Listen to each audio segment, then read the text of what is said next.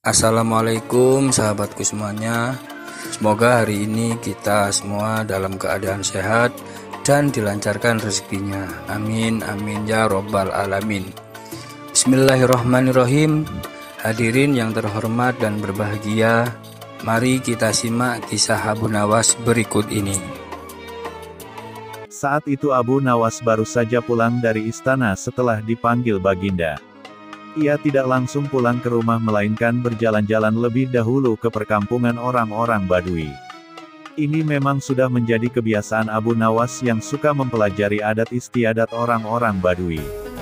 Pada suatu perkampungan, Abu Nawas sempat melihat sebuah rumah besar yang dari luar terdengar suara hingar-bingar seperti suara kerumunan puluhan orang. Abu tertarik, ingin melihat untuk apa orang-orang Badui berkumpul di sana.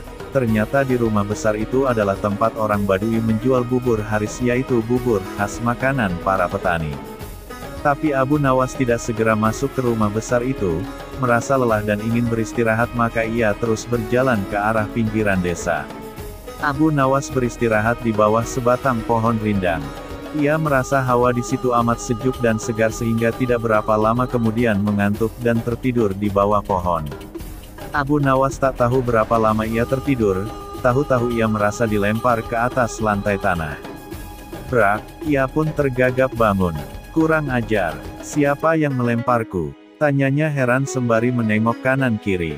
Ternyata ia berada di sebuah ruangan pengap berjeruji besi. Seperti penjara. Hai, keluarkan aku. Kenapa aku dipenjara di sini? Tidak berapa lama kemudian muncul seorang Badui bertubuh besar. Abu Nawas memperhatikan dengan seksama, ia ingat orang inilah yang menjual bubur haris di rumah besar di tengah desa. Jangan teriak-teriak, cepat makan ini, kata orang sembari menyodorkan piring ke lubang ruangan. Abu Nawas tidak segera makan. Mengapa aku dipenjara? Kau akan kami sembelih dan akan kami jadikan campuran bubur haris. Hah? Jadi yang kau jual di tengah desa itu bubur manusia? Tepat, itulah makanan favorit kesukaan kami. Jadi kalian sekampung suka makan daging manusia? Iya, termasuk dagingmu, sebab besok pagi kau akan kami sembelih. Sejak kapan kalian makan daging manusia? Oh, sejak lama, setidaknya sebulan sekali kami makan daging manusia. Dari mana saja kalian dapatkan daging manusia? Kami tidak mencari kemana-mana, hanya setiap kali ada orang masuk atau lewat di desa kami pasti kami tangkap dan akhirnya kami sembelih untuk dijadikan bubur. Abu Nawas diam sejenak. Ia berpikir keras bagaimana caranya bisa meloloskan diri dari bahaya maut ini. Ia merasa heran, kenapa Baginda tidak mengetahui bahwa di wilayah kekuasaannya ada kanibalisme, ada manusia makan manusia. Barangkali para menteri hanya melaporkan hal yang baik-baik saja. Mereka tidak mau bekerja keras untuk memeriksa keadaan penduduk, pikir Abu Nawas. Baginda harus mengetahui hal seperti ini secara langsung, kalau perlu. Setelah memberi makan berupa bubur Badui itu meninggalkan Abu Nawas. Abu Nawas tentu saja tak berani makan bubur itu, jangan-jangan bubur manusia. Ia menahan lapar semalaman tak tidur, tubuhnya yang kurus makin nampak kurus. Esok harinya Badui itu datang lagi. Bersiaplah, sebentar lagi kau akan mati. Abu Nawas berkata, tubuhku ini kurus, kalaupun kau sembelih kau tidak akan memperoleh daging yang banyak. Kalau kau setuju nanti sore akan kubawakan temanku yang bertubuh gemuk. Dagingnya bisa kalian makan selama 5 hari. Benarkah? Aku tidak pernah bohong. Orang Badui itu diam sejenak, ia menatap tajam ke arah Abu Nawas. Entah kenapa akhirnya orang Badui itu mempercayai dan melepaskan Abu Nawas. Abu Nawas langsung pergi ke istana menghadap Baginda. Setelah berbasa-basi maka Baginda bertanya kepada Abu Nawas. Ada apa Abu Nawas? Kau datang tanpa kupanggil. Ampun tuanku, hamba baru saja pulang dari suatu desa yang aneh. Desa aneh? Apa keanehannya? Di desa tersebut ada orarik menjual bubur haris yang khas dan sangat lezat. Di samping itu hawa di desa itu benar-benar sejuk dan segar. Aku ingin berkunjung ke desa itu, pengawal. Siapkan pasukan. Ampun tuanku, jangan bawa pengawal. Tuanku harus menyamar jadi orang biasa. Tapi ini demi keselamatanku sebagai seorang raja. Ampun tuanku, jika bawa-bawa tentara maka orang sedesa akan ketakutan dan tuanku takkan dapat melihat orang menjual bubur khas itu. Baiklah, kapan kita berangkat? Sekarang juga tuanku, supaya nanti sore kita sudah datang di perkampungan itu. Demikianlah, Baginda dengan menyamar sebagai orang biasa mengikuti Abu Nawas ke perkampungan orang-orang Badui kanibal. Abu Nawas mengajak Baginda masuk ke rumah besar tempat orang-orang makan bubur. Di sana mereka membeli bubur. Baginda memakan bubur itu dengan lahapnya.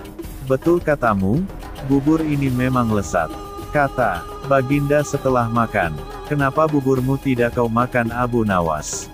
Hamba masih kenyang, kata Abu Nawas sambil melirik dan berkedip ke arah penjual bubur. Setelah makan, Baginda diajak ke tempat pohon rindang yang hawanya sejuk.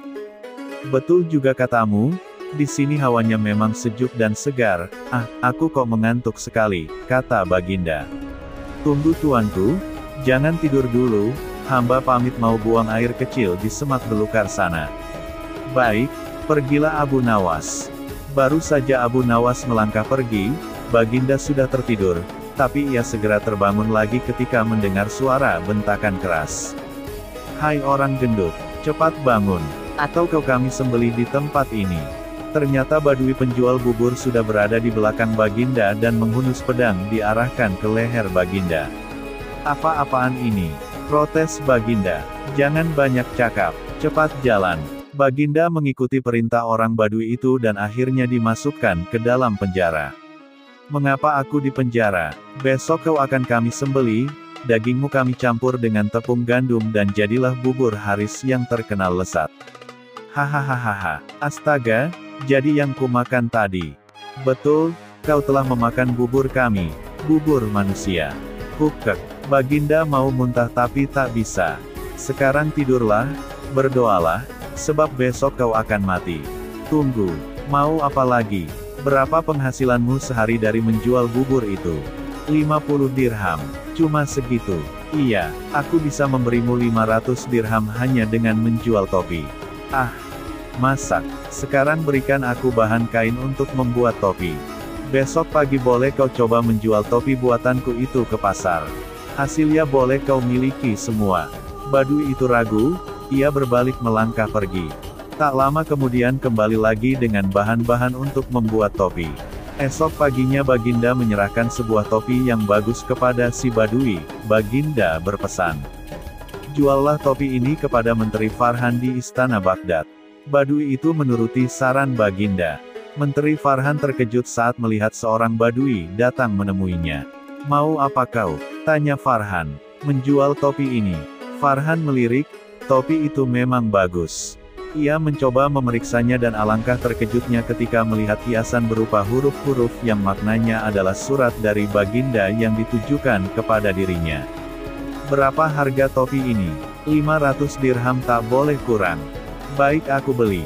Badui itu langsung pulang dengan wajah ceria. Sama sekali ia tak tahu jika Farhan telah memutus seorang prajurit untuk mengikuti langkahnya. Siangnya prajurit itu datang lagi ke istana dengan melaporkan lokasi perkampungan si penjual bubur. Farhan cepat bertindak sesuai pesan di surat Baginda. 1000 orang tentara bersenjata lengkap dibawa ke perkampungan. Semua orang Badui di kampung itu ditangkapi sementara Baginda berhasil diselamatkan. Untung kau bertindak cepat, terlambat sedikit saja aku sudah jadi bubur. Kata Baginda kepada Farhan. Semua ini gara-gara Abu Nawas, kata Farhan. Benar, tapi juga salahmu. Kau tak pernah memeriksa perkampungan ini bahwa penghuninya adalah orang-orang kanibal, bagaimanapun Abu Nawas harus dihukum. Ya, itu pasti, hukuman mati, sahut Farhan. Hukuman mati, ya, kita coba apakah dia bisa meloloskan diri, sahut Baginda.